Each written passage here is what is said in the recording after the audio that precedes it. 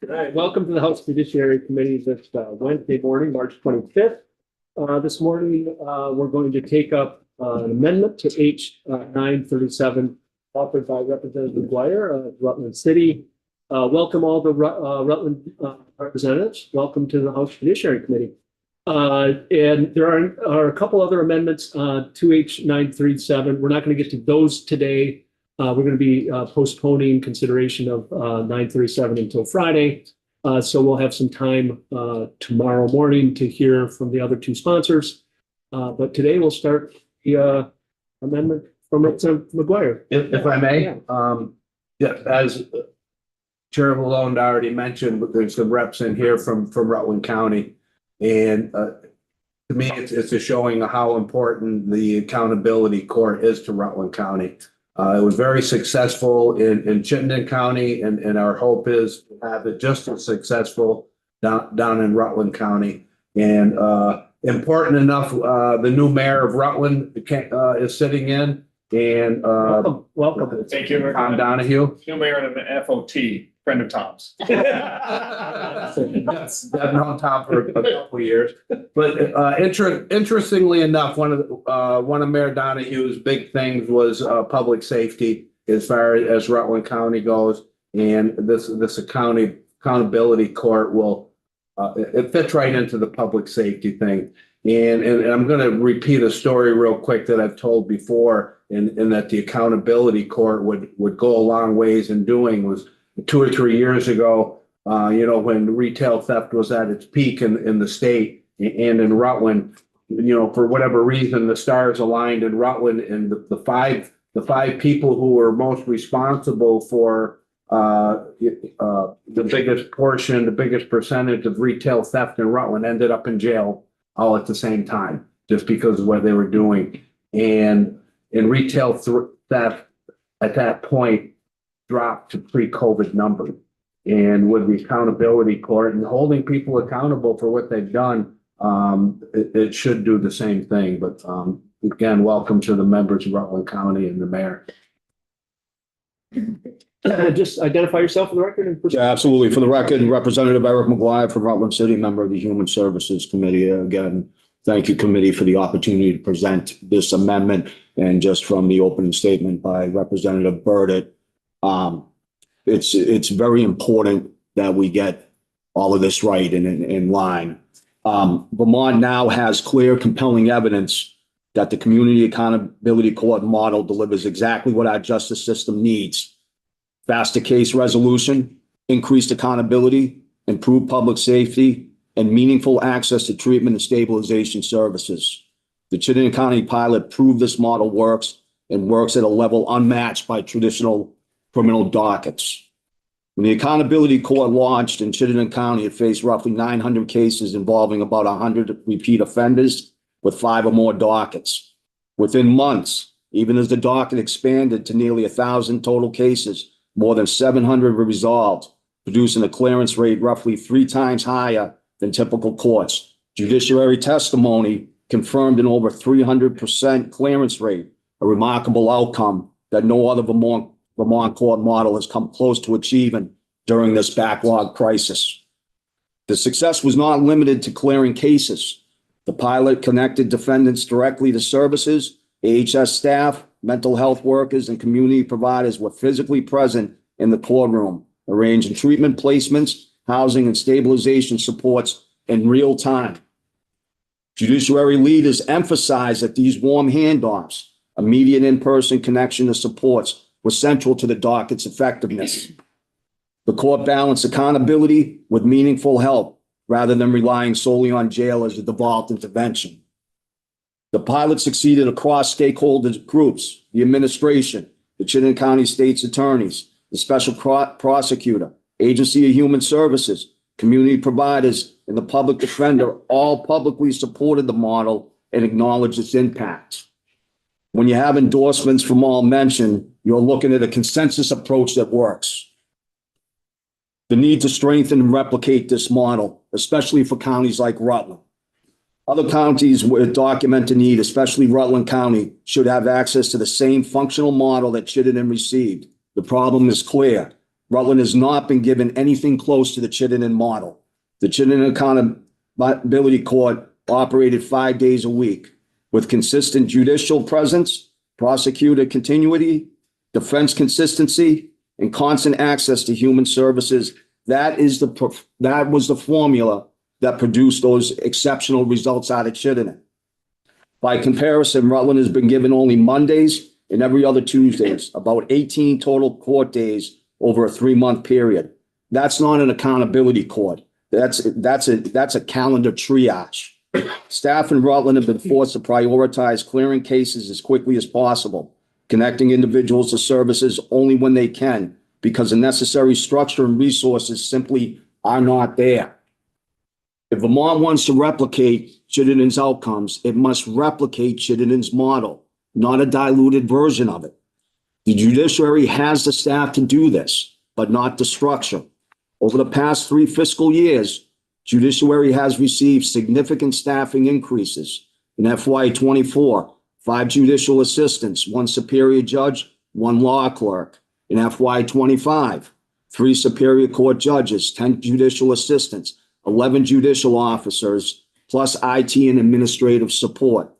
Despite more staff, more than pre-pandemic levels, the system ended 2024 with over 19,000 pending cases, compared with roughly 7,580 pending cases in 2019 before pandemic disruptions. In other words, the backlog is not a staffing problem, it's a structural problem. The accountability court model is the structure that works. Small group is driving a large portion of the backlog. Statewide, 44% of pending cases involve individuals with 3 or more open dockets. The people most likely to benefit from accountability court intervention. In Rutland County, roughly 55 individuals are responsible for 370 open cases. Targeting this population efficiency with clear space for the rest of the system to function properly. The amendment directly targets this group, the same group that the Chittenden model successfully stabilized, monitored, and processed with unprecedented speed. Why this amendment is necessary. The amendment to H 937 does not impose a mandate to any county. What it does is guarantee dedicated judicial time rather than fractured calendar scheduling. Require a special prosecutor or designated deputy to ensure continuity. Require a lead public defender stabilizing defense participation. Quantify daily court operations during the designated 60 to 90-day periods. The key feature identified by Chittenden's judge, prosecutor, and lead defense defender as essential. Mandate AHS presence so services are available instantly, not after weeks or months. Ensure cross-agency coordination with DOC, Department of Mental Health, Law Enforcement, and Department of Human Services, replicating the full Chittenden team that embedded warm handoffs and rapid interventions. Require outcome tracking on service connection, case resolution, and recidivism. These are not theoretical provisions. They are the exact elements that produce success in the Chittenden County model. They are also the elements Rutland County did not receive, resulting in a partial weekend version of the model that cannot achieve the results seen elsewhere. The Chittenden pilot worked. The data is clear. The professionals who ran it agreed. All counties, like Rutland, where the need is acute, backlogs are heavy, and the judiciary has not implemented the model faithfully, deserves the same tool. We need support for this amendment. Why? Faster justice for victims, accountability and stabilization for defendants, reduced backlog system-wide, a consistent proven framework available statewide, a fair and equitable opportunity for counties requesting this resource. This amendment strengthens what has already worked and ensures Vermont can replicate success where it is most needed. It deserves the full support of this committee. Thank you. So, any questions? Yeah, Angela? I'm really happy that you're bringing this amendment forward. And when we heard from the folks who were involved in the Chittenden County version a month ago or 6 weeks or something, we heard that there were plans to roll it out in other counties. And my big concern was, and I think others shared the concern, like, will you though? Like, will you do it the way that it worked? Or will you take something that worked, offer a watered down version to other counties and say, oh, I guess it's not working. So I don't know if you have information about why this approach, the approach you just described, the scaled down version has been implemented and why it hasn't been the full version that worked in Chittenden County. What are the barriers there? We didn't receive we did not receive the same level of resources that were applied to Chittenden. We did not receive as it was laid on out. Yeah. What do you call it? The judge, the prosecutor, the courtroom. We didn't receive the multi-agency support services. We did not receive any of the resources that were applied to Chittenden. That's why it's not working. Yeah, and is that, I know that the decision, the rollout in Chittenden County was driven by the governor. Is this like, does it take a legislative fix now? Or could there be executive branch action to change that? No, I believe it takes a legislative fix, and we can look at it from this perspective. This was established as a pilot program. The pilot program demonstrated clear, measurable success. The necessary next step is to quantify that proven model into statute so that it no longer is dependent on the ad hoc administrative decisions. It's consistent. You got now no more inconsistent resource allocation or uneven implementation across counties. Embedding this model into law ensures that the structural elements that drove the pilot's success, dedicated judicial time, consistent prosecutorial and defense staffing, daily docket operations, and mandatory integration of human services become statutory requirements, then, to your point, optional. And that guarantees fidelity. That's what's missing. We got to keep the fidelity of the model in place consistently across the board. That way you'll receive the outcomes as noted. Whatever the responses may be in regards to what services are available, that's not structural. It's the structural component, the fidelity of the model that drove the success in regards to Chittenden County. And my belief is every county should have the same equitable access to those resources that proved to be successful. Why is it failing in Rutland? Because we didn't get the same access to those equitable resources. What this amendment is saying is provide all of those equitable resources with a fidelity approach structurally to every county making the request for a accountability court, because the outcomes, the data did not lie. That when you run the model as laid out, that's exactly what you get in return. So that the thing like, why ship a watered down approach?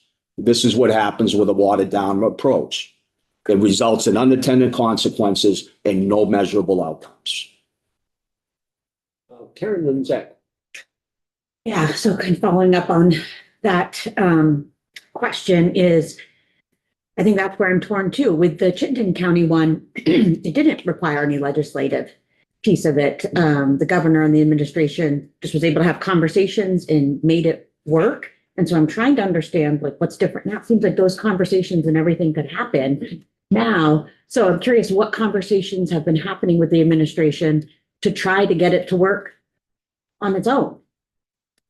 Well, the idea though is we got to allocate the resources down to Rutland.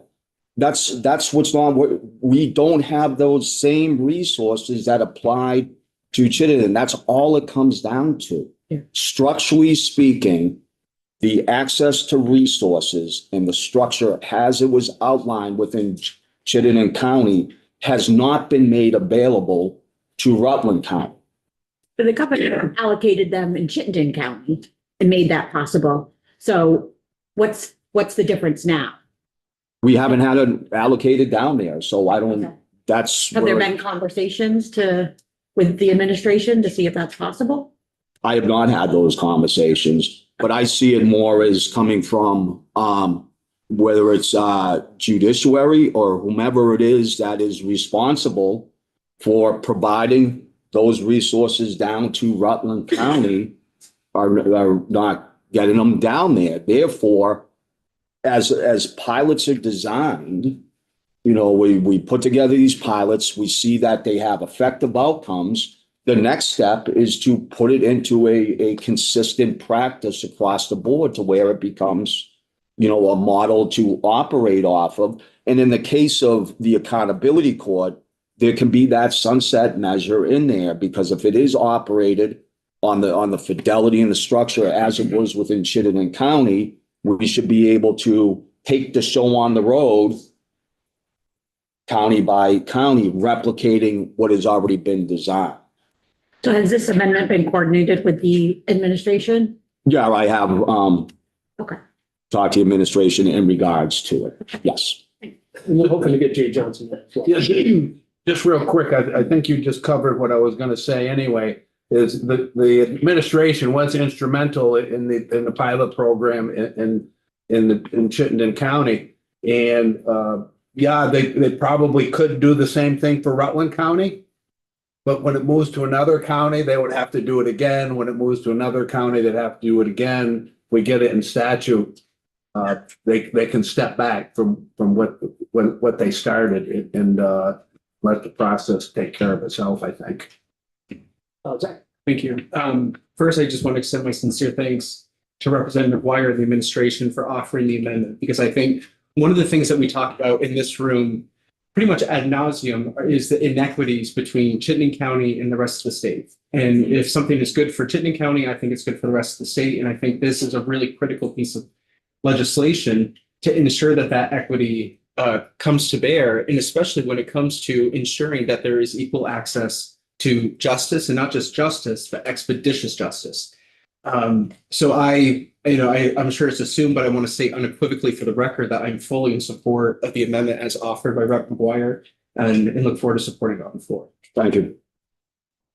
So just one question. So earlier this year, when we were talking about extending this, I understand that the governor said, and I'm not going to be able to directly quote him, that there's needed to be flexibility in the funding and such. Would this be making this a little less flexible, or has the administration's viewpoint changed? Or, I mean, we're going to have Jay Johnson. I can ask her that question. That may not be a question for you, but. Yeah, I would recommend asking her that question. And I'm going to just go back to the real point that I wanted to drive home. We've seen the positive outcomes with what came out of Chittenden. We saw a significant decrease in the case logs, the backlogs. We saw significant participation in relevant services, that we have reduced recidivism. We got services on out there. We have to put this in the statute and take this show on the road and get the other counties. It's operating now in Rutland. It's been going on for 2 weeks, but we need to get the appropriate resources down there. That way we can see the same effects. One, reduce the public safety, getting these backlogs taken care of, getting the services and resources to people. We need this. Yeah, just one more thing. This started this summer when we weren't in session, and the administration did step up and get the ball rolling. And now that we're back and we're here, I think it's our job to take the ball now and run with it.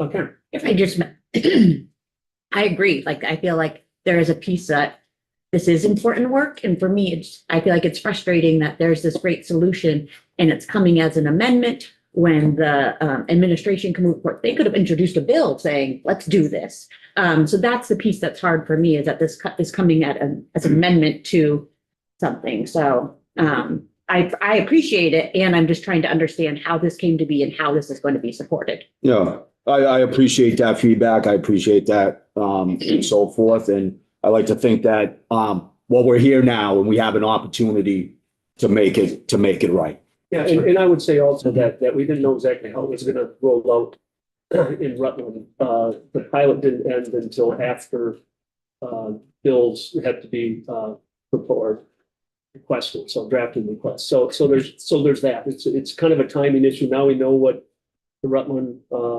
accountability docket looks like, and so it's a good time to do this. Barbara's last question, I'm gonna go to Matt. Larry. And I apologize for being late. I too am very intrigued by making sure if we're doing something, we're doing it right and not like halfway, quarter way or whatever. It seemed like in our hearing, and maybe this already came up, one thing that people kept talking about that was integral was having the devoted staff person from AHS there who had permission to break down barriers. And there were a number of examples that came up where she talked about somebody was not eligible for a service. And the fact that she was there and could work through it and have the support of the secretary made a huge difference. And I would just hope that that gets factored in, because I think without that, while the court part might go smoothly, the getting people into programs and services may not. I see where you come with that, but again, what made the Chittenden County one so effective is all those parties were in the courtroom. You're always going to run into cases where individuals are going to be very reluctant or ambivalent in regards to want to engage services. Yes, those are going to happen, but yet the key point was those parties were in the courtroom collaboratingly working together in the best interest for the community and the system, as well as the individual as a whole. Yes, and she was, so part of it was having somebody high enough up be the person who gets assigned to be in the courtroom. Because you could have a local DCF person there, but they are not, I mean, they're great, but they have limitations on who they can ask to do what, where she seemed to have the full authority of the secretary. And having her in the courtroom, or, you know, I don't know if she was there every day or how that worked, but again, like that made a huge difference. So it's not just having people there, it's having the right people there that have the authority. Absolutely. To do what stated. And I know treatment courts, they're sort of like best practices and standards that have come out of the federal government of like, treatment court will work if you do these things. We don't necessarily get, I don't know if there's a national model. I remember when I first heard about accountability court looking, and there are some other states that have done it. So again, as we look for like best practices and standards, Vermont style, like I think that's just really important. Yeah, and guys, just quickly, like treatment court is a completely different Absolutely. design and the dosage mechanisms and how, people are implemented into there. But the same thing, sometimes people do treatment courts without the resources there that are best practices, and then they don't. It falls apart. Yes. Yeah, exactly. absolutely. You could do something or you could do it right. Yep. All right, so Coach, I guess, has the last question or last word before we move on to the Defender General. Coach, unmute yourself. Thank you. Thank you, Rutland County, for bringing this amendment forward. It is about process. Mr. Chair is going to pick on me about this, but I will use a car analogy. If you want an engine to run the right way, you have to use the right parts. They have to be installed the right way. What we're talking about here is we have a really extremely well-running car. So why wouldn't we replicate it exactly? not piecemeal, not partially, but exactly. So what it's going to take from what, we've been hearing, from the beginning is a collaboration at the highest level, being the governor, the chief justice, and the rest of the judiciary in order to make this work. And if it's done exactly the same way we did it in Chittenden, we could expect the same results. So I'm in full agreement about practical replication. And I just needed to say that. And then thank you all for bringing that forward, because that's the key to any working model. Thank you. Thanks, Coach. All right, so thank you very much, Eric. I really Thank you, Chair. Thank you, committee. So we are going to hear next from Matt Valerio. We may not get to the other witnesses. Jay Johnson, Judge Zone A, Court Administrator, consultants, and the Department of State Secretaries and Sheriffs. But we will take that up tomorrow morning if we don't get to them right now. But Matt, if you could join us.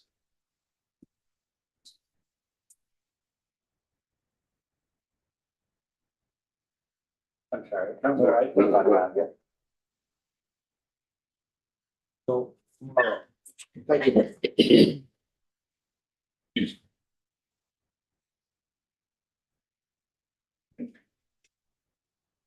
thank you for coming over, Matt.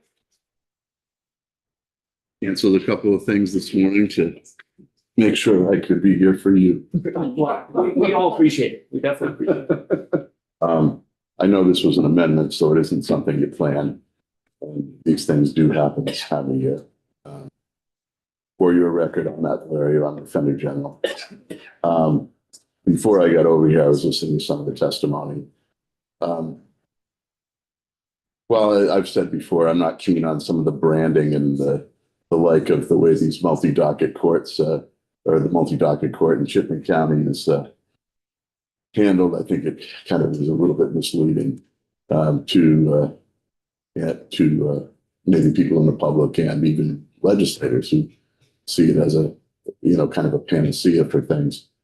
That having been said, there's no magic in this. The key is we put more resources directed at a particular docket and got what you would expect results by doing that.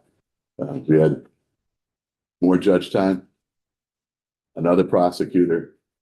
My office paid an independent social worker to review what was going on there.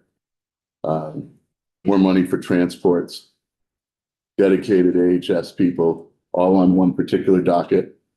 There's no surprise that you were able to resolve a whole bunch of cases. We didn't add any defenders. All I did is, in Chittenden County, it's a little bit different because you have 12 staff public defenders, and then you've got your contractors. The contractors were conundrum to some degree because contractors tend to have contracts in multiple counties, and so they aren't sitting around waiting for the court to call if somebody on this docket ends up being picked up. But the staff office was there, and they represented the vast majority of those cases. Part of what you saw up in Chittenden County is 35% of the cases were just dismissed. And then you end up with a bunch of cases that were the pure mental health cases, the competency, sanity, those kind of cases that gone. And then you kind of whittled it down to a group that ends up being directed and dealt with by this group of people coming together with all these resources to resolve cases. And as a result, you got a lot of cases off the docket. Every county doesn't have the same problems. Every county doesn't have the same issues. I have no problem with this particularly. I mean, I'd change words, I'd ask questions, but the bottom line is conceptually, I don't have any issue with with the amendment. I do think, and Representative McGuire was correct, that there is no additional prosecutor in Rutland. There was no, they didn't get what Chittenden County got. It's not 5 days a week. It's 1.5 or whatever it is. I don't know where he was getting his numbers. The docket there in Chittenden County does not, or in Rutland County, doesn't look at all like the Chittenden County docket looked. I met with the person who I designated as the lead attorney in Rutland, and they're talking about between 30 and 40 individuals who are going to be subject to this court. Now, there's a bunch of charges connected with those 30 or 40 individuals, but in Chittenden County, we were talking about hundreds. And so, you know, I don't know that a 5-day-a-week thing is worthwhile. That having been said, to me, the biggest issue is no designated prosecutor. I mean, this is where every county is going to be different. And if I went around the state, I could tell you how I would do it in every other county.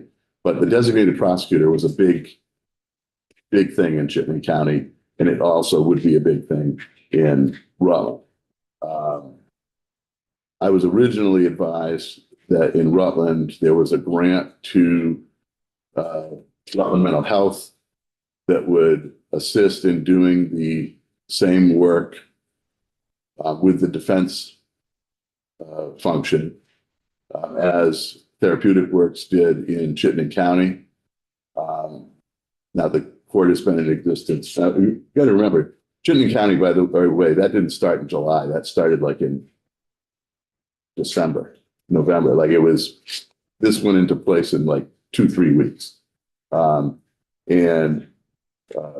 But up there, I'm able to hire Therapeutic Works to assist in getting people into treatment, accessing those resources, and trusting that what DOC and AHS may be suggesting for the resolution of a case is the appropriate resolution. And clients who go into these courts, maybe as you might expect, are not particularly trusting of the Department of Corrections, the state's attorneys, and AHS. When I have somebody who's an independent social worker who's working for the defense side of things saying, look, we've reviewed what they're proposing to you, and this is a way for you to get clean or get healthy. It's a way for you to avoid jail. It's giving you an opportunity, and basically literally at times bringing the client to the screening or bringing the client to the treatment. So there's a trust that they have, like in the defense function, that they're clearly not going to have with the Department of Corrections, for example. But when our folks are saying, yeah, this is the right thing to do, that is what facilitates the resolution of those cases. The Rutland mental health issue didn't end up panning out the way we thought it would. I'm unaware right now, although we're looking to see if we can get somebody else to do that. I met on Monday with the person who is the lead on this docket in Rutland. You know, as you know, the defense tends to kind of ride the wave with these things. Everybody else decides what they're going to do, and then defense responds. And you know, our response in Chittenden County was to quote a good old fashioned Republican, trust but verify. Anybody remember Ronald Reagan? Anyway, he was talking about nuclear weapons. We were talking about whether or not, treatment is appropriate in any particular case, or the type of treatment. But that's what the Therapeutic Works did. And they were all, they're all licensed. They even are hired by, for example, the Agency Human Services Department, DCF, to do evaluations for them under contract. But that was a really important piece. And, I know that, maybe some from administration didn't think that was a cool thing to have people checking on them. But if you talk to Zach Waite, who was the attorney, he said they were essential in making sure that Chittenden worked. Right now that piece is not in place. Bottom line is conceptually, putting more resources into this docket will get us to a point where we're going to resolve more of these cases, and these clients are going to have the opportunity to access services that may have been delayed for many, many months. That's the key. Rather than doing it on a case by case basis as the docket came up, and it might take a year to resolve your case. Now we're able to do it in 1, 2, 3 months, and that's a good thing. There's a portion in the bill that let me just talk about another little bit of an issue. About 60% of our caseload is handled by the staff public defense office, and about 40% is by the conflict contractors. In Chittenden County, the conflict contractors were a conundrum, again, because they have contracts in Franklin County and Caledonia County and Addison County. And so they're not just sitting around Chittenden County with a fixed docket like the staff office is. I don't mean just, but that's what they do. They're in a particular office and they're there, 40 hours plus a week, waiting for whatever comes their way. Those other ones are not, because they're scheduling courts all over the place. Similarly, we have that situation in Rutland. What I don't know, because the numbers are so much less, like I'm talking about 30 to 40 individuals, how many of those are staff office versus contractors? I have not heard the same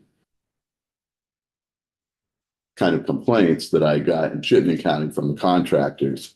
But as we go statewide with this, that becomes potentially more of an issue depending upon where these cases land. Terry might know more about, which are where at any given time. Bottom line is, directing these resources is a good thing. There's a section in the reporting where it says, and I know that it's not really used kind of in the way that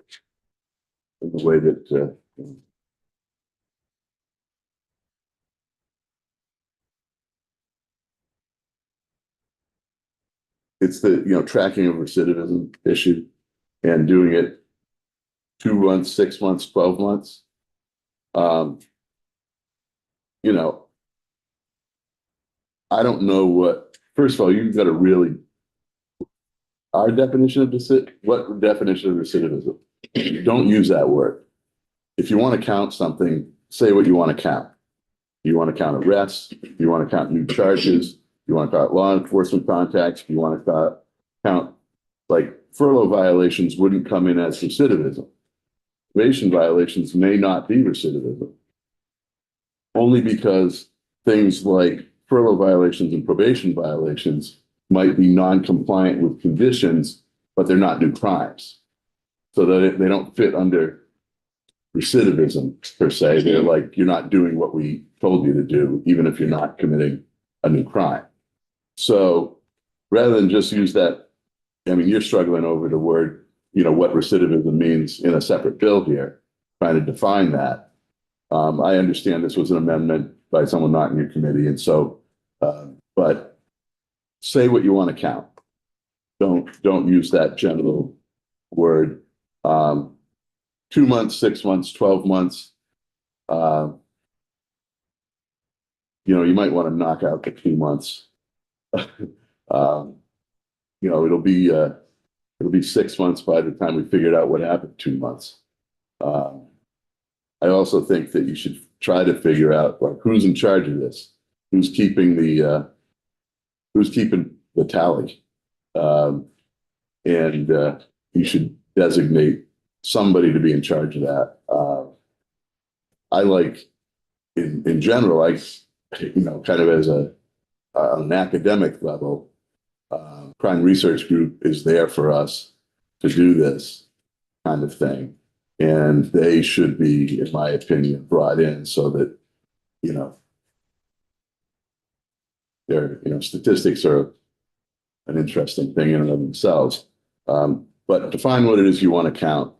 Have somebody who is not any of us do the counting, and then have that be part of the report. I'm happy to participate in doing any report that is required. To me, it's more about like functionally, what did we do? What bumps in the road were there from the Defender General side? What things went well, and the like. And so I'm happy to do that.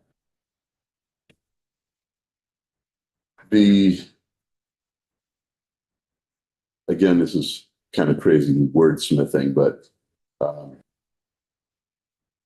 going to leave that alone. It doesn't matter. Nobody's going to read it that close. Nobody reads it like a lawyer reads anything anyway. So, we represent these clients anyway. The biggest thing that happens with us when we designate particular people to do particular things, it takes them away from doing other things. And I don't know that that's necessarily a bad thing if you are getting, volume kind of bang for your buck, like we did in Chittenden County. But in Chittenden County, I designated the managing attorney and one of the more experienced attorneys to do the work. Josh O'Hare is the managing attorney. He was also, over Christmas, a lot of this was going on.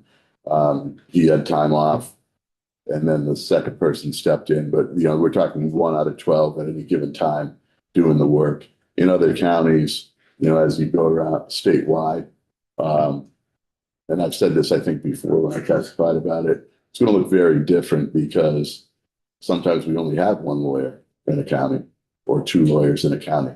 So it takes basically nothing else is going to get done if you got a 1 lawyer county and you've got, one of these multi-docket courts running, unless I do something else, like designate a contractor or that kind of thing. But like we've said all along, it's going to look very different. It'll be different in every county. The key is that you need some of these elements to be available. Addison would look very different from Lamoille and Caledonia and Chittenden and the like. The only other thing I kind of wondered about is page 2, line 5. Every county that asks for a community accountability court should have access to the program. Who's asking? I just want to know how does it start? This is line 5. Yeah, we probably have a slightly different version than you, but that's fine. It's line 11 for us. Okay. Yeah, but it's the county that asks for community accountability. Yeah, this is the one I got last night. In any event, I don't know how it starts. As I said, we tend to be responsive. We are nimble because of the way our contract system works. And so if somebody says, oh, we're going to do Washington County, well, then I deal with my people in Washington County and see how we're going to respond to whatever goes on there. Is this the kind of thing, how does it start? I don't know. I don't know if it's, my guess is you have to have some consensus by all of the players. Really, you don't need consensus from us because we're there anyway.